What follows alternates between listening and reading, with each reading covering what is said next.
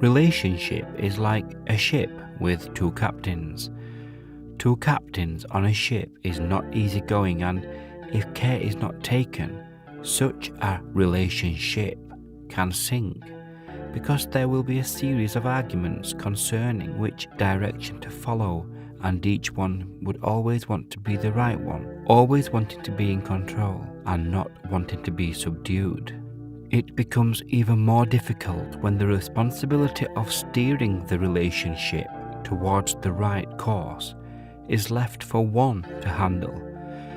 Remember, it takes two to tango, and it takes one to untangle. Relationships call for an even participation, or else one would feel emotionally abused and the other might have the sense of being used. Have you ever been in a relationship that drained you so badly that all you wanted to do was to lie on a bed of thorns and just cry your heart out every day?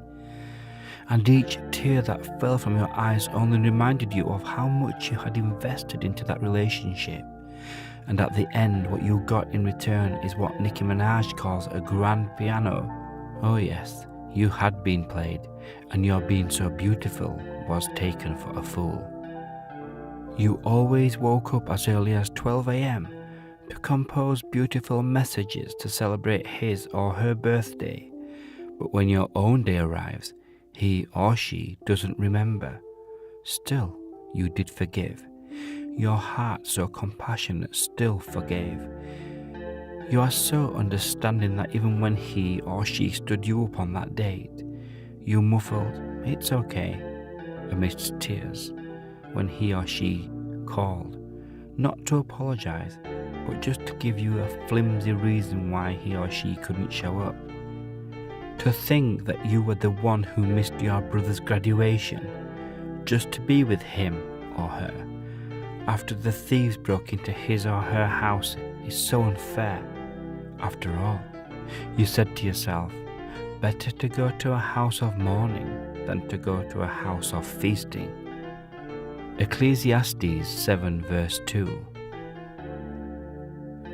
The devil must have had a good laugh when your lover didn't show up while you were bedridden for days. You wanted to break up. Your friends supported it, but just as the lyrics of Selena Gomez's song, the heart wants what it wants, and so you watched yourself like that movie you dislike forgiving him or her for the umpteenth time. Was it becoming an obsession? This you were not sure, so you had to see the therapist, or was it the counsellor? None brought you cure. You took to sleeping pills after work so you wouldn't have to lay in the dark and think. But even in your dreams he or she appeared, and your arms were once more opened wide, saying, "Welcome, my dear."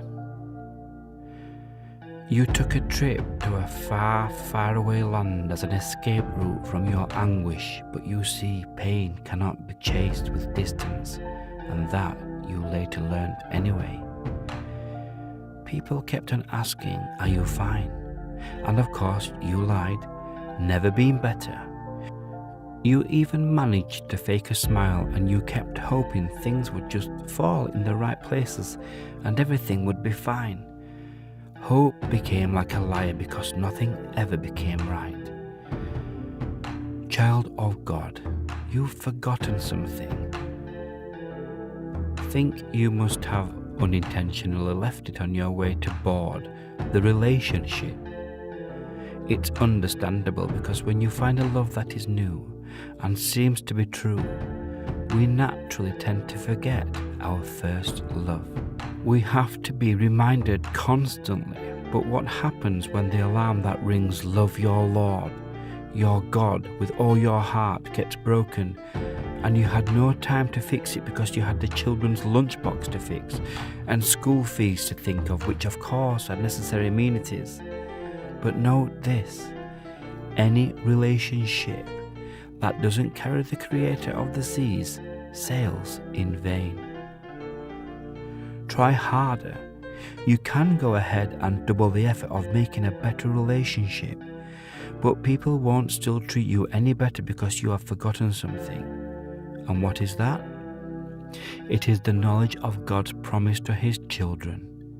He is the one who wipes away tears. Revelations 21 verse 4. You forgot to allow God have his way. He is capable of making you blossom in whatever weather like flowers in May. What God just wants you to say and what he just wants to hear from you is, take the wheel, take it from my hand, because I can't do this on my own. He is always a nest for all those who seek rest. Matthew 11 verse 28. And if you were one who wished for Cinderella's happily ever after, then heavenly help has come, because God is always your knight in shining armor. You grew up hearing old bones can't be made straight again, and so you accepted your fate like an injured man without a good Samaritan. God is here today to heal you and save you from those who are unknowingly, slowly slaying you.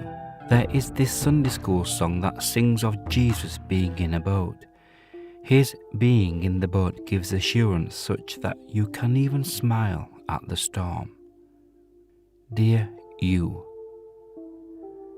even in your defeat, you are still victorious because God has fought the ultimate battle for you. Show me what he cannot do, and I will show you a prayerless and faithless Christian. You being a child of God doesn't mean you automatically gain access to everything you want. No. You have to ask Matthew 7 verse 7. He already knows your heart, but you give him reverence when you are able to on your knees.